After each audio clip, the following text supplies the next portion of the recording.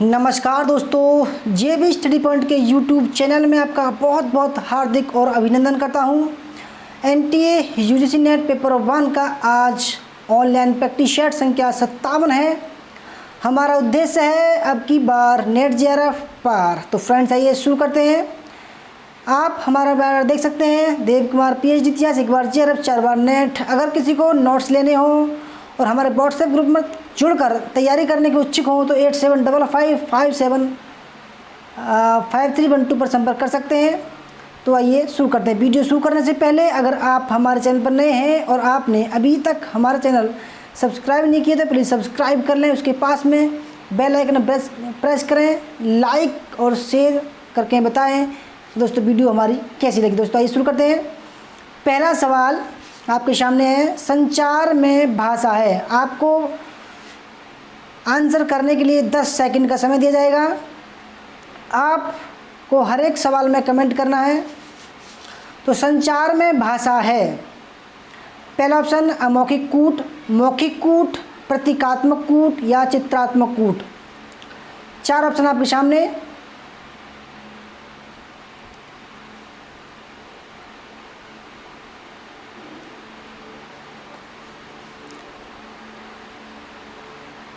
तो फ्रेंड्स, संचार कम्युनिकेशन में जो लैंग्वेज होती है, भाषा होती है, वो होती है ऑप्शन नंबर बी, मौखिक कूट की होती है। ठीक है, ऑप्शन बी मौखिक कूट। इसकी व्याख्या देख लेते हैं। व्याख्या भी हम लेके आते हैं। संचार में भाषा मौखिक कूट होता है। संचार बिना भाषा की संभव नहीं हो सकता, चाहे वह शाब्दिक संचार हो या अशाब्दिक संचार।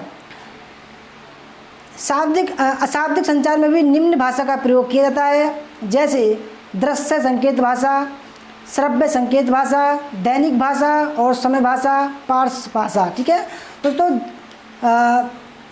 अशाब्दिक यानी कि जो देखने का किस तरीके से देखते हैं, उसमें शब्द नहीं होते हैं। ठीक है, तो उसमें होता है जैसे दैनिक की भाषा, समय की भाषा, हम समय देखते हैं। पार्श्व और संकेत दृश्य, ये भाषा होती हैं जिनमें हम शब्द यूज नहीं करते हैं, जबकि जहाँ हम बोलते हैं वहाँ हम भाषा का यूज करते हैं। ठीक है, वो शाब्दिक भाषा होती है। दूसरा सवाल है, यदि कोई शोधकर्ता इस आशय से शोध करता है कि कौन सा प्रबंधकीय ढंग ज़्यादा संगठनात्मक प्रभावशाली होगा, तब यह किस शोध का उदाहरण होगा। ऑप्शन फर्स्ट आधारभूत शोध, क्रियानिष्ठ शोध, व्यवहारिक शोध या उपयुक्त में से कोई नहीं।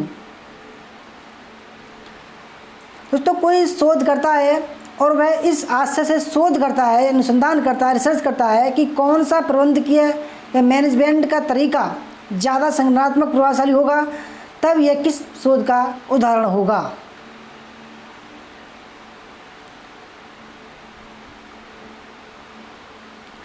तो फ्रेंड्स, इसका सही आंसर हो जाएगा ऑप्शन नंबर फर्स्ट, आधारभूत शोध हो जाएगा। ठीक है, इसकी व्याख्या देख लेते हैं। यदि कोई शोधकर्ता इस आशय से शोध करता है कि कौन सा प्रबंधकीय यानी कि मैनेजमेंट का ढंग का तरीका ज़्यादा संगठनात्मक प्रभावशाली होगा, तब यह आधारभूत शोध या मौलिक शोध कहलाएगा।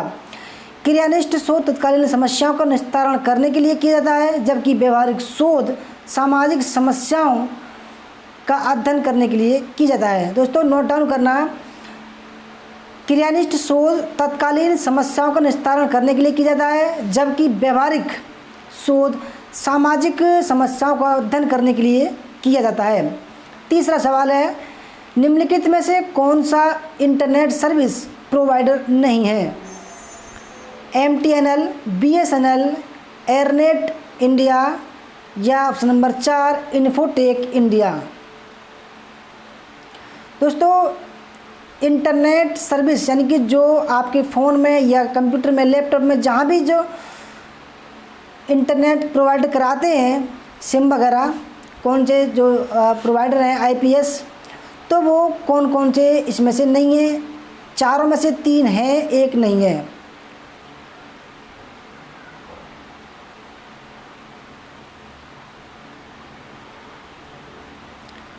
तो फ्रेंड्स, इसका सही आंसर है इन्फोटेक इंडिया लिमिटेड।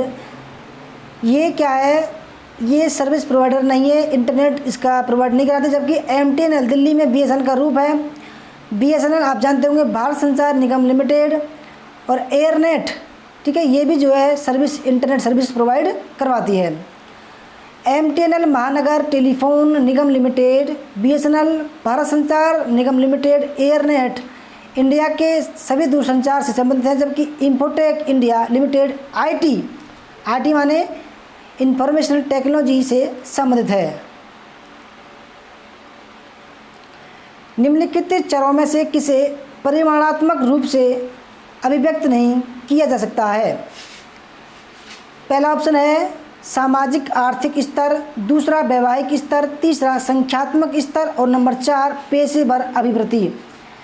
निम्नलिखित चरों में से किसे परिमाणात्मक रूप में अभिव्यक्त नहीं किया जा सकता है?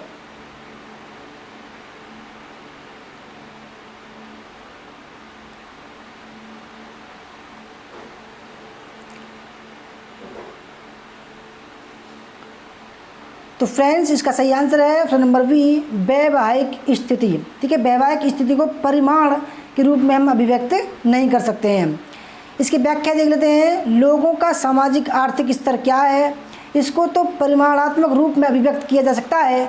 इसी प्रकार संख्यात्मक अभिक्षमता, पेशेवर अभिवृत्ति को भी परिमाणात्मक रूप से अभिव्यक्त किया जा सकता है, लेकिन वैवाहिक स्थिति को परिमाणात्मक रूप में अभिव्यक्त नहीं किया जा सकता है। 5वां सवाल है, कंपाइलर एक ऐसा सॉफ्टवेयर होता है जो निम्नलिखित परिवर्तन करता है।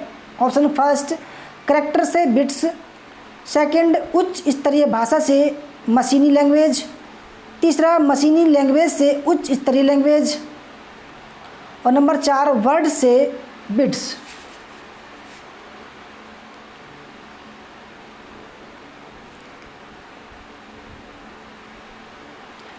तो फ्रेंड्स, कंपाइलर क्या होता है? सबसे मेन बात क्या है कंपाइलर? कंपाइलर एक सॉफ्टवेयर है। ये क्या करता है दोस्तों? यह उच्च स्तरीय भाषा से मशीनी भाषा में कन्वर्ट करता है। ठीक है, ऑप्शन नंबर बी इसका राइट आंसर। कई बार एग्जाम में आ चुका है ये। कंपाइलर उच्च स्तरीय भाषा को मशीनी भाषा में परिवर्तित करता है। यह पूरे प्रोग्राम को एक ही बार में अनुवादित करता है तथा प्रोग्राम की सभी गलतियों को उनके लाइन क्रम में एक साथ सूचित करता है। जब सभी गलतियां दूर हो जाती हैं तो प्रोग्राम संपादित हो जाता है तथा मेमोरी से सोर्स की आवश्यकता नहीं रहती। प्रत्येक भाषा के लिए कंपाइलर सॉफ्टवेयर अलग अलग होता है। 6वां सवाल है, 1 गीगाबाइट यानी कि 1 GB निम्नलिखित के बराबर होता है। दोस्तों, बहुत ही शानदार सवाल है, ज़्यादातर एग्जाम में आता है ICT के में। तो 1 गीगाबाइट कितने बराबर होता है? 1024 मेगाबाइट, 1024 किलोबाइट, 1024 टेराबाइट या 1024 बाइट्स। तो इन चारों ऑप्शन में से 1 GB किन के बराबर होता है?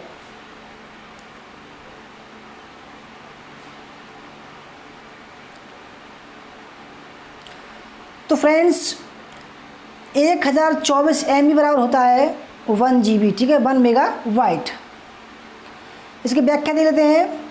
1024 मेगाबाइट बराबर 1 GB यानी कि 1 गीगाबाइट, 1024 किलोबाइट बराबर 1 MB, 1024 टेराबाइट बराबर 1 पेटाबाइट और 1024 बाइट्स बराबर 1 KB। ठीक है, ध्यान रखना, मोस्ट इम्पोर्टेंट सवाल है। 7वां सवाल है, भारत के शहरों में धूम में मुख्यतः शामिल होते हैं। ऑप्शन फर्स्ट है सल्फर के ऑक्साइड, सेकंड नाइट्रोजन के ऑक्साइड और अंजले हाइड्रोकार्बन, थर्ड कार्बन मोनोऑक्साइड और SPM और चौथा है सल्फर के ऑक्साइड और ओजोन। तो दोस्तों, भारत के शहरों में धूम या एश मॉइंट बोलते हैं इसको इंग्लिश में, मुख्यतः शामिल होते हैं।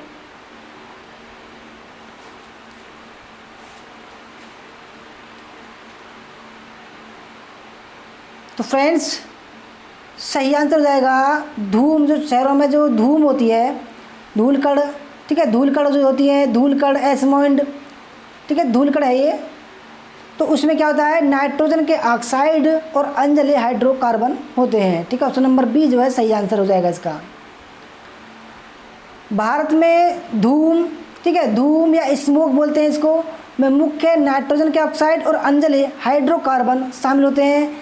यह शहरों में प्रकाश, रासायनिक, फोटोकेमिकल धूम के रूप में आधुनिक औद्योगिकरण की एक समस्या है। इस वायु प्रदूषण में निम्न तत्व शामिल होते हैं, जैसे कि एल्डेहाइड, नाइट्रोजन के ऑक्साइड, नाइट्रेट, पेन, ठीक है, ध्यान रखना, पेन यानी कि पेरो साइकिल, और ट्रोपोस्फेरिक ओजोन, बाष्पशील कार्बन यौगिक, ये इसमें शामिल होते हैं।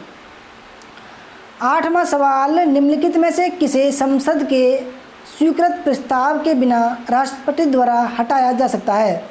यानी कि संसद का अगर कोई भी प्रस्ताव स्वीकृत नहीं हुआ है फिर भी राष्ट्रपति उसको हटा सकता है अपने पद से। तो किसको हटा सकता है? ऑप्शन नंबर फर्स्ट, नियंत्रण माले का परीक्षक यानी कि कैग, दूसरा है उच्च न्यायालय का न्यायाधीश, तीसरा है राज्य का राज्यपाल, और चौथा नंबर है मुख्य चुनाव आयुक्त। तो किसको, जो राष्ट्रपति होता है उसको बिगर संसद की अनुमति के भी हटा सकता है, ठीक है।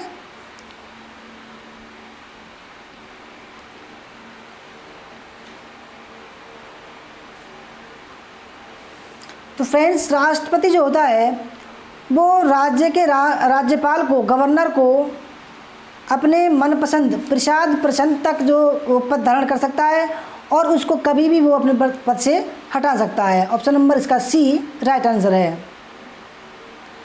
संविधान के अनुच्छेद 155 के तहत राष्ट्रपति द्वारा राज्यपाल की नियुक्ति की जाती है। वस्तुत राष्ट्रपति उस व्यक्ति को किसी राज्य का राज्यपाल नियुक्त करता है जिसे केंद्र सरकार द्वारा नामांकित किया जाता है। नियंत्रण और माले का परीक्षक, उच्च न्यायालय का न्यायाधीश तथा मुख्य चुनाव आयुक्त की नियुक्ति भी राष्ट्रपति द्वारा की जाती है और इन सब को संसद की स्वीकृति के बाद राष्ट्रपति द्वारा हटाया जाता है। लेकिन राज्य का राज्यपाल राष्ट्रपति द्वारा नियुक्त किया जाता है और जहाँ संसद को या राज्य विधानमंडल को राज्यपाल को हटाने के संबंध में कोई अधिकार नहीं है। यह या तो स्वयं त्यागपत्र दे सकता है या राष्ट्रपति से कभी भी हटा सकते हैं। 9वां सवाल है, शिक्षण संबंधी सहायक उपकरणों की उपयोगिता के औचित्य का आधार है।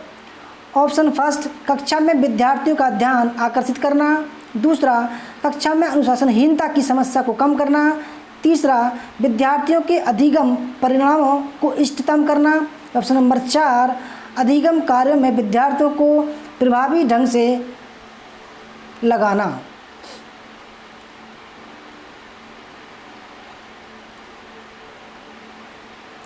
तो शिक्षण संबंधी सहायक उपकरणों की उपयोगिता के औचित्य का आधार क्या है?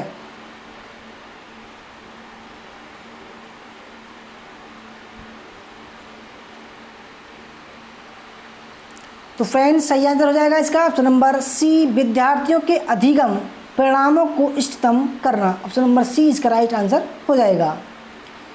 इसकी व्याख्या, शिक्षण संबंधी सहायक उपकरण की उपयोगिता ऑप्शन होती है नंबर 1 छात्रों में पाठ की रुचि जागृत करना, सेकंड बालकों में तथ्यात्मक सूचनाओं को रोचक ढंग से प्रस्तुत करना, सीखने की गति में सुधार करना, छात्रों को अधिक क्रियाशील बनाना, अभिरुचियों पर आशानुकूल प्रभाव डालना, अमूर्त पदार्थ को मूर्त रूप देना, विद्यार्थियों के अधिगम परिणामों को इष्टतम करना, और लास्ट है 8वां बालकों के निरीक्षण शक्ति का विकास करना। ये क्या होता है दोस्तों? ये शिक्षण संबंधी सहायक उपकरण की उपयोगिता होती हैं।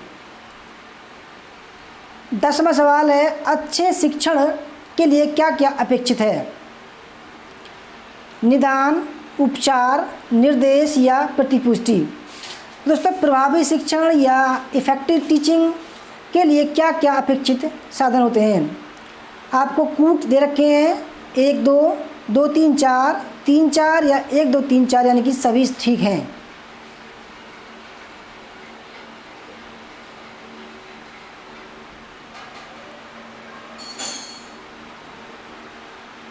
तो फ्रेंड्स, अच्छे शिक्षण के लिए जो अपेक्षित होते हैं वो निदान भी होता है, उपचार भी होता है, निर्देश भी होता है और प्रतिपुष्टि यानी कि फीडबैक जरूरी होता है। आप सभी को पता होगा। तो ऑप्शन नंबर डी इसका राइट आंसर आ जाएगा 1 2 3 4। एक अब व्याख्या देख लेते हैं। एक अच्छे शिक्षण की निम्नलिखित विशेषताएं हैं, जैसे अपेक्षित सूचनाओं का आदान प्रदान, प्रभावी नियोजन, छात्र क्रियाशीलता की उपस्थिति, प्रजातांत्रिक आदर्शों के अनुकूल, सहानुभूति एवं दया पर आधारित, उपचारात्मक, निदानात्मक, निर्देशात्मक, प्रतिपुष्टि और छात्र योग्यता का संवर्धन, शिक्षक की उपस्थिति दार्शनिक एवं मित्र के रूप में, प्रत्यक्ष और अप्रत्यक्ष कक्षा व्यवहार, शिक्षक छात्र माधुर्यपूर्ण संबंध, छात्रों के पूर्व ज्ञान का उपयोग और ऑप्शन नंबर जो लास्ट है इसका, उत्तम शिक्षण विधियों पर आधारित होना चाहिए। तो दोस्तों ये क्या हो गया है, ये अच्छे शिक्षण के विशेषताएं हो गई। 11वां सवाल है, संचार वृत्ताकार हो जाता है तब। संचार यानी क्रमक जो कम्युनिकेशन होता है जो वृत्ताकार कब हो जाता है, यानी कि जो गोल गोल कब हो जाता है। तो जैसे ऑप्शन फर्स्ट है डिकोडर एनकोडर हो जाता है, सेकंड प्रतिपुष्टि का अभाव होता है, तीसरा स्रोत विश्वसनीय होता है, या नंबर 4 चैनल निर्बाध होता है। बहुत ही आसान सवाल है दोस्तों, अगर आपने थोड़ा सा भी संचार के बारे में पढ़ा होगा तो आराम से इसको हल कर सकते हैं। संचार वृत्ताकार हो जाता है जब, दोस्तों संचार के आपको जो तत्व होते हैं आपको पता होना चाहिए। यानी कि सबसे पहले क्या होता है, एक सेंडर होता है भेजने वाला, उसको बोलते हैं दोस्तों एनकोडर, याद रखना एनकोडर बोलते हैं उसको, ठीक है। उसके बाद में क्या संदेश वो भेजेगा, माध्यम क्या होगा उसका। उसके बाद होता है रिसीवर यानी कि प्राप्तकर्ता, उसको बोलते हैं डिकोडर, ठीक है, याद रखना डिकोडर। और सबसे बाद में होता है उसकी प्रतिपुष्टि यानी कि फीडबैक वो क्या देगा। तो अब ये कह रहा है सवाल, संचार जो है वृत्ताकार कब हो जाता है, यानी कि संचार जो है ये वृत्ताकार कब हो जाता है, गोलाकार। यानी कि जैसे ये भेज रहा है यहाँ से और ऐसे ही जो है जो रिसीवर होता है वो ऐसे ही प्रतिपुष्टि देता है, तो कब हो जाता है दोस्तों, जब सेंडर एनकोडर हो जाता है और जो रिसीवर होता है प्राप्तकर्ता हो जाता है वो डिकोडर होता है। जब वो डिकोडर, ठीक है, जब एनकोडर को प्रतिपुष्टि भेजेगा तो क्या होगा, वो होगा वृत्ताकार, ठीक है। नोट डाउन करना इस बात को, मोस्ट इंपॉर्टेंट लाइन बताया मैंने ये। तो क्या हो जाएगा, डिकोडर एनकोडर जब बन जाता है तब संचार क्या होता है, वो वृत्ताकार हो जाता है। जैसे कि मैं उदाहरण और देता हूँ, जैसे मैं बता रहा हूँ, मैं सेंडर हो गया भेजने वाला, क्या संदेश है यानी कि प्रैक्टिस सेट है, किसके माध्यम से, यूट्यूब इंटरनेट के माध्यम से आप इसको पढ़ रहे हैं देख रहे हैं, आप क्या हो गए रिसीवर प्राप्तकर्ता हो गए, आप डिकोडर हो गए, आप समझ रहे हैं डिकोड कर रहे हैं इसको। और मैं आपसे बोलूँ कि अगर कमेंट करना, ठीक है, तो वो हो गई प्रतिपुष्टि, हाँ जी ये अच्छा लगा है, अगर आपको अच्छा लगा हो तो कमेंट कर देना। तो ये क्या हो गया, ये हो गया फीडबैक, ठीक है। तो क्या हो गया, मैंने भेजा आपने वो रिप्लाई कर दिया, तो इसको बोलते हैं संचार वृत्ताकार हो जाता है तब। 12वां सवाल है व्यावहारिक शोध है। ऑप्शन फर्स्ट अनुप्रयुक्त शोध, दूसरा तात्कालिक समस्याओं के समाधान हेतु किया गया शोध, देशांतरीय शोध या उपयुक्त सभी। तो दोस्तों व्यावहारिक शोध क्या होता है, शोध 2 प्रकार के होते हैं, वैसे तो कई प्रकार के होते हैं परंतु जो मौलिक रूप में वो 2 प्रकार के होते हैं, यानी कि मौलिक या क्रियात्मक या व्यवहारिक, ठीक है, 2 प्रकार के होते हैं। तो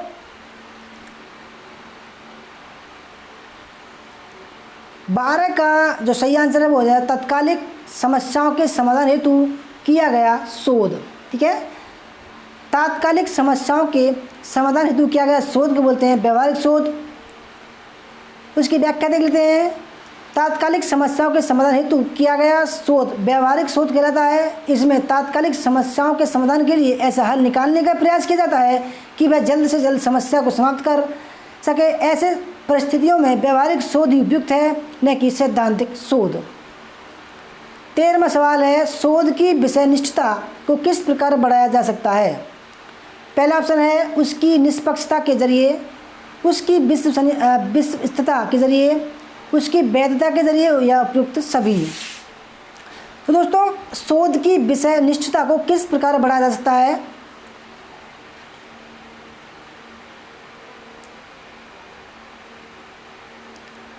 ऑप्शन नंबर इसका डी सही आंसर हो जाएगा। ठीक है, ऑप्शन नंबर डी, उसकी निष्पक्षता के जरिए, उसकी विश्वसनीयता के जरिए, उसकी वैधता के जरिए।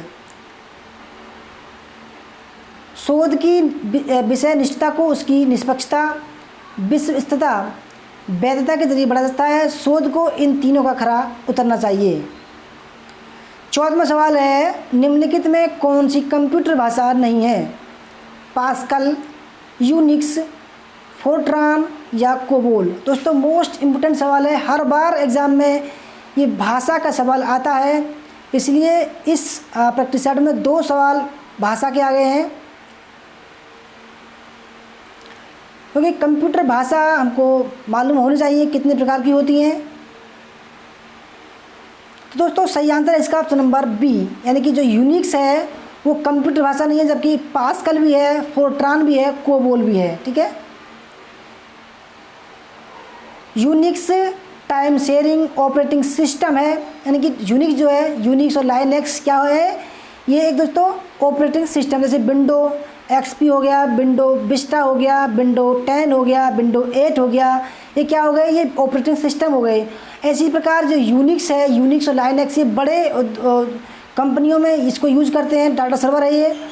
तो ये टाइम शेयरिंग और ऑपरेटिंग सिस्टम के लिए यूज़ होता है, जो नेटवर्क उपयोग के लिए तैयार किए जाते हैं। हमारा लास्ट सवाल है, अधिगम सीखने का सर्वाधिक उपयुक्त उद्देश्य है? व्यक्तिगत समायोजन, व्यवहार का रूपांतरण, सामाजिक एवं राजनीतिक चेतना, अपने को रोजगार के लिए तैयार करना। दोस्तों अधिगम या सीखना का जो मुख्य उद्देश्य है आप सभी को पता होना चाहिए, क्योंकि आप भी अधिगम सीखते हैं। उसका जो मुख्य उद्देश्य आपके अंदर क्या हुआ और आपकी नज़र में अधिगम का सर्वाधिक उपयुक्त उद्देश्य क्या हुआ, इन चारों में से। तो फ्रेंड्स अधिगम या लर्निंग जो होता है, सीखना हो जाता है, तो सीखने का सर्वाधिक मुख्य उद्देश्य होता है व्यवहार का रूपांतरण, यानी कि व्यवहार परिवर्तन होता है। अधिगम की परिभाषा देखते हैं। वुडवर्ड के अनुसार सीखना विकास की प्रक्रिया है। स्किनर, सीखना व्यवहार में उत्तरोत्तर सामंजस्य की प्रक्रिया है। जेपी गिलफर्ड के अनुसार व्यवहार के कारण व्यवहार में परिवर्तन ही सीखना है। और काल्विन के अनुसार पहले से निर्मित व्यवहार में अनुभवों द्वारा हुए परिवर्तन को अधिगम कहते हैं। उपरोक्त परिभाषाओं से स्पष्ट होता है कि सीखने के कारण व्यक्ति के व्यवहार में परिवर्तन आता है। व्यवहार में यह परिवर्तन बाहर एवं आंतरिक दोनों ही प्रकार का हो सकता है। अतः सीखना एक प्रक्रिया है जिसमें अनुभव एवं प्रशिक्षण द्वारा व्यवहार में स्थायी या अस्थायी परिवर्तन दिखाई देता है। दोस्तों ये थी हमारे आज का प्रैक्टिस सेट संख्या 57। आपको कैसा लगा?